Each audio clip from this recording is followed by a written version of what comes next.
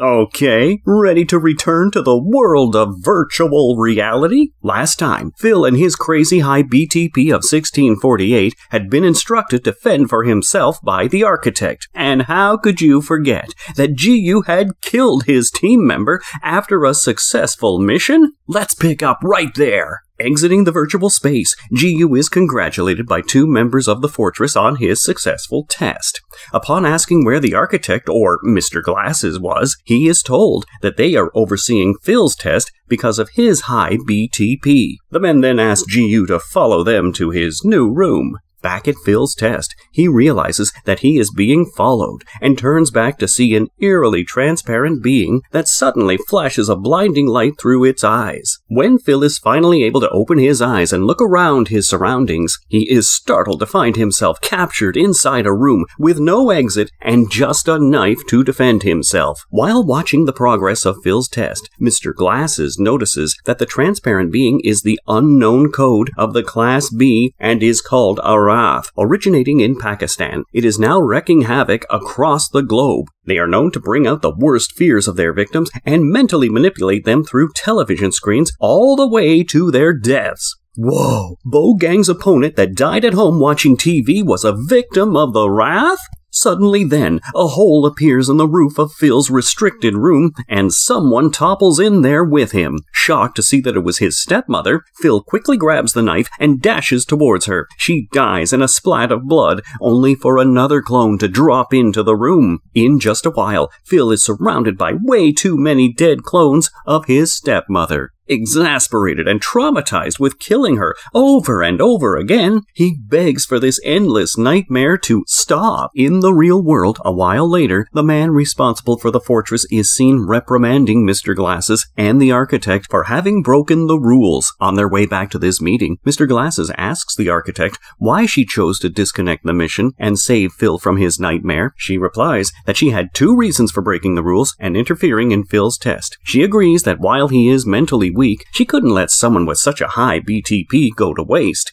She says that Phil can undergo training to improve his mental abilities to attain the same strength as the best forcer in the world, the Strider. Her second reason, she states, is that she wishes to use natural-born hero to lure out Hammer the Pixel. Well, opponents who have clashed 150 times in Ticket of Fantasy and yielded a single winner will face each other here too? Things just keep getting better, don't you think? True to her word, the architect, Succubus, reaches out to the blue-haired basement-dwelling Chinese food-loving Hammer the Pixel. Elsewhere, Phil, GU, and two other guys are instructed to stay within a particular neighborhood decided by the fortress. There have been more than 30 attacks of the unknown code here, and hence the group is strictly instructed not to go beyond its limits. They are also informed about a nanochip inside their body, which will allow the fortress to monitor their activities. Out on a stroll, GU finds Phil at a vending machine and attempts to mock him regarding his failed test. He gets talking about how fishy it is that humans have been set the impossible task of figuring out alien code. When Phil asks him to stop talking, GU challenges him to check whether they are really being watched by the fortress. He distracts Phil, but his punch and kick do nothing to activate the nanomachine, which leads GU to conclude that a bit of bullying doesn't constitute rule breaking. Elsewhere, Bogang is asking a doctor for some time to gather enough funds for his father's surgery. The doctor tells him that considering the age of the patient, it is dangerous to wait longer. He informs Bogang about the TX-01 automatic surgery machine, which has been approved for use but hasn't yet performed surgery. The best part about agreeing to use the TX-1 for his father's surgery would be that the surgery would be done free of cost. When Bogang seeks to confirm the safety of this machine, the doctor tells him that it is indeed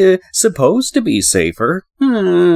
Sounds fishy to me. A while later, when Phil goes to the suite assigned to him, he is pleasantly surprised to see that it is quite luxurious for just one person to be staying there. Just then, he notices another guy there who was to be his roommate. Oh, blue-haired Hammer the Pixel is here. Ho!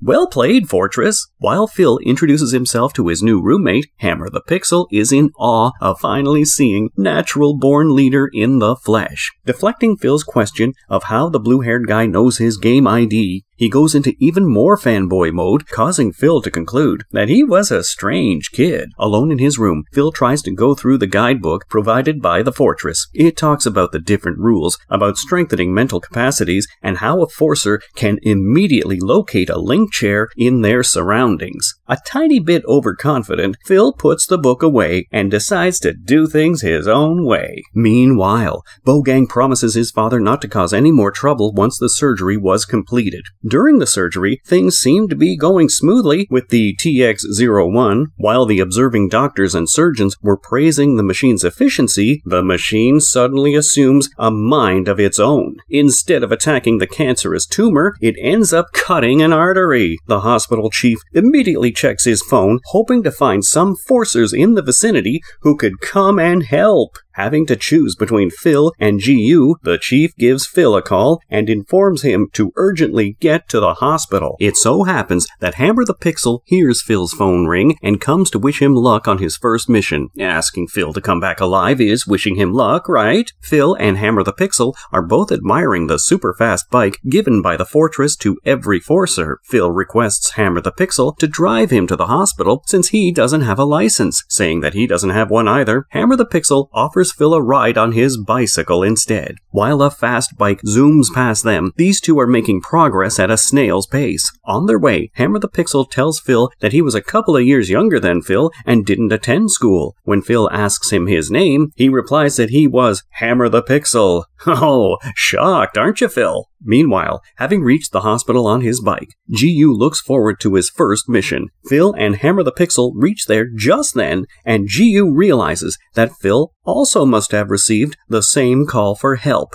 Just as he was about to fight with Phil, Hammer the Pixel gets between the two of them to prevent an altercation. He calls the Fortress and informs them of his decision to participate in this mess in exchange for a favor. Before hanging up, he asks the listener on the other end to kill the guy standing in front of him. GU is taken aback hearing this, and Hammer the Pixel warns him to stay in his limits in the future. Attitude, dude. Meanwhile, all hell has broken loose inside the hospital. Bogang's father is bleeding profusely, and nobody seems able to stop it. While the staff attempts to move him to another surgery room away from the TX-01, Bogang is enraged at the plight of his father. To the shock of the rest of the staff, the chief knocks Bogang out just as he was about to attack. Right on time, GU and Phil enter the scene. Phil gets a look at the patient and realizes that it was Bogang's father. Noticing that GU was the only one with the sense to bring his USB drive along, the chief lends his own to Phil.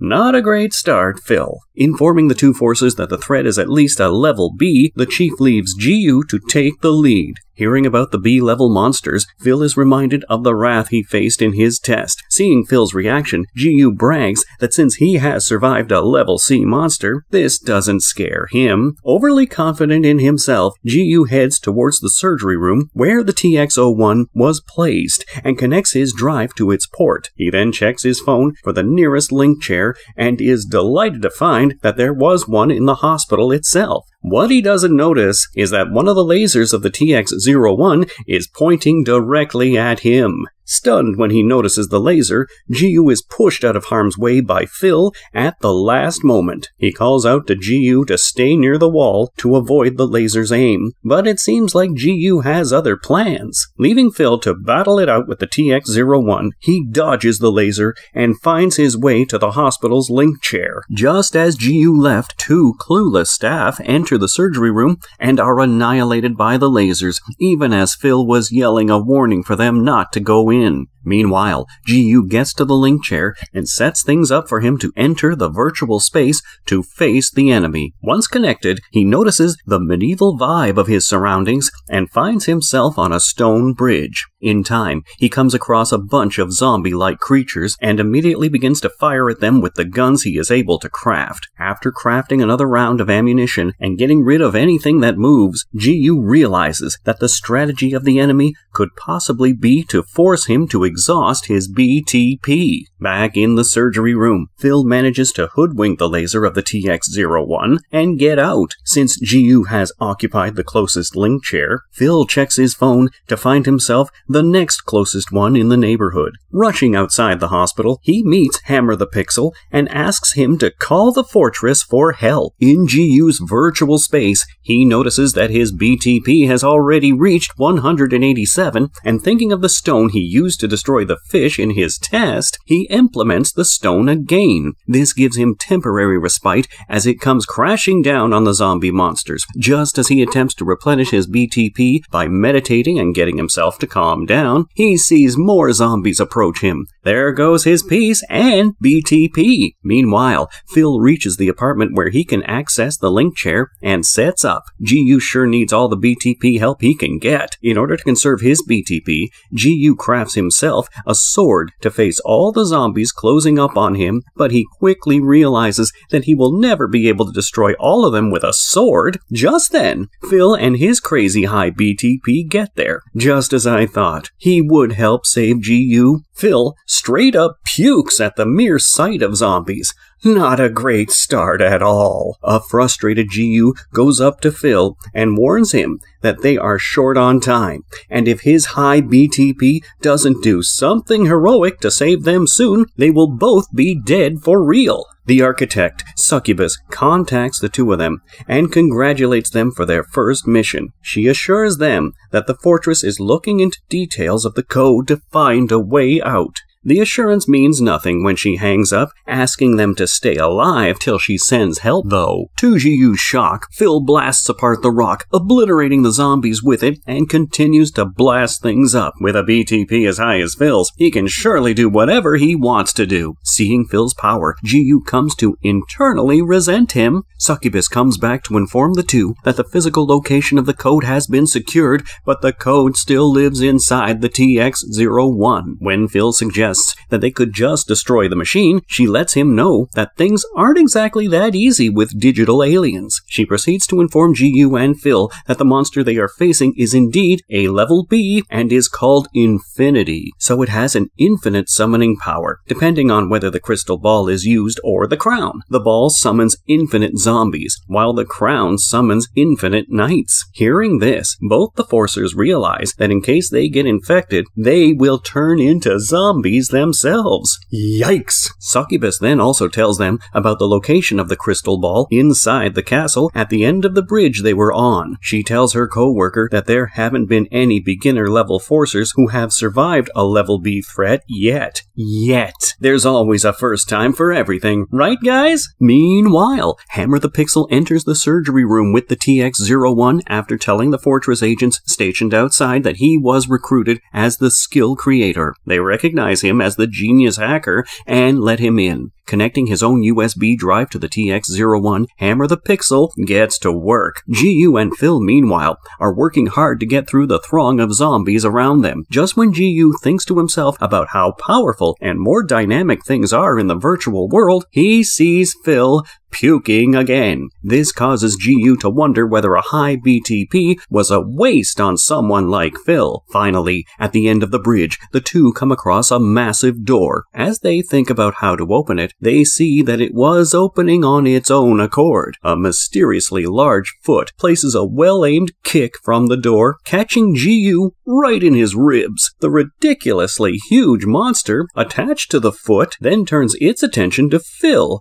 who is already shaking in fear, thinking that this will definitely lead to his death. Powering his sword with the code, Phil slashes the neck of the knight and crashes down next to GU. Just as they begin to be relieved, another equally mighty knight appears. Truly infinite mess, huh? Determined to keep Phil alive, Hammer the Pixel is tapping away at his laptop. He sends Phil a gift, and then lets out a truly evil laugh. Receiving the gift, Phil swings his arm after connecting it to the light source on his belt and lets out a flurry of new cards. This move leaves GU surprised at the technique and mimics it himself. Hammer the Pixel then contacts Phil and informs him about the offense cards he designed, considering Phil's expertise with cards. cards within Ticket of Fantasy. Succubus and Mr. Glasses, who are observing the entire ordeal, are dumbstruck, seeing how Hammer the Pixel was able to hack into Ticket of Fantasy and modify it to suit their needs. Succubus proclaims that the kid was indeed a genius. Well, yeah, sure looks like that. Meanwhile, where GU is convinced that neither of them can fight anymore, Phil has some fresh determination. Picking a card, he slashes a knight and kills it. He then throws his sword in the midst of the other gathered knights, and the overpowered sword zaps every remaining knight, providing Phil with some cover with his gun. GU asks Phil to run inside the castle and get the crystal ball that will end all of this. As Phil runs inside, he is faced with even more knights. GU begins firing at them, so Phil can continue to the crystal ball unharmed. Just as GU's BTP reaches a very worrying 0, Phil smashes the crystal ball. While Phil celebrates, GU can't believe it that this is all really over. And rightly so, because a knight somehow manages to revive itself and possesses GU. By the shocked look of the genius Hammer to Pixel, it seems like even he did not expect this to be happening. Phil looks at GU's glowing eyes and wonders what was wrong with him. This possessed GU informs Phil that the mission wasn't done yet. Phil understands that the code has taken over GU and hence proceeds with caution. Code GU then relays the message of the Morse-coded audio file that was the beginning of everything. Humans, stop it. Oh well, here we go. Phil clashes swords with Code GU while Succubus oversees things with Mr. Glasses. When she asks him if there was anything they could do to help the Forcers, he simply replies that they should use the nano machine. So basically, kill one of them. Not a great problem solver, are we, Mr. Glasses? Even as Code GU continues to repeat that he will stop the humans, something strange begins to happen. As his eyes return to their normal color, Hammer the Pixel also sees that the code seems to be unlocking. Quite miraculously, GU comes back and warns Phil that he is going to have to kill Code GU when it returns. Mr. Glasses has an epiphany that GU is possibly immune to the code and has the ability to resist it. That could be an explanation as to why a serial killer didn't go on a killing spree upon encountering the code. Just as GU feels the code returning, he is struck down by a newcomer in a hat. And because I'm a tiny bit evil, I am going to leave things right here on this cliffhanger. Be sure to come watch the next part to find out more.